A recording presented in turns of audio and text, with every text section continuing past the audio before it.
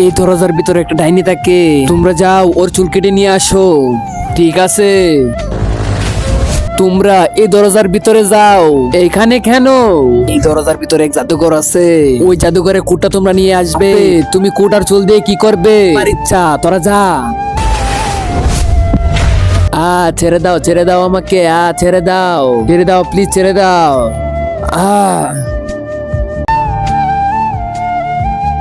গিলি গিলি ছু।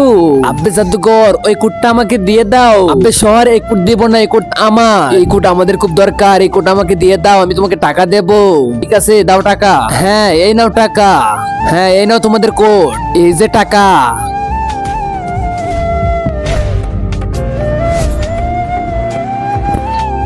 এই নাও চুল, এই নাও কোট, অনেক সুন্দর। জাদুর কোট দিয়ে তুমি কি করবে? জাদুর কোট আমার ভাইয়ের বিয়ে হবে, সে পরবে। সালা তুই এটা কি বললি? এটার জন্য আমি এটা করবো, আর এই পেতনি চুল দিয়ে আপনি কি করবে? তার আগে মাকে তো আমরা সবাই ভালোবাসি।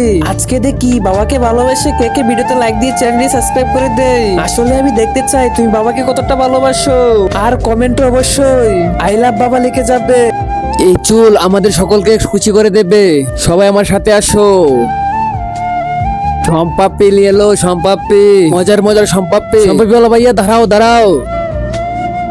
এই নাও চুল, আর আমাকে সম্পাপ্পি দিয়ে দাও। আরে শালা, এই সম্পাপ্পির জন্য এতটুকু পরিশ্রম করলাম, সম্পাপ্পি লাগবে না, শালা তুই কা।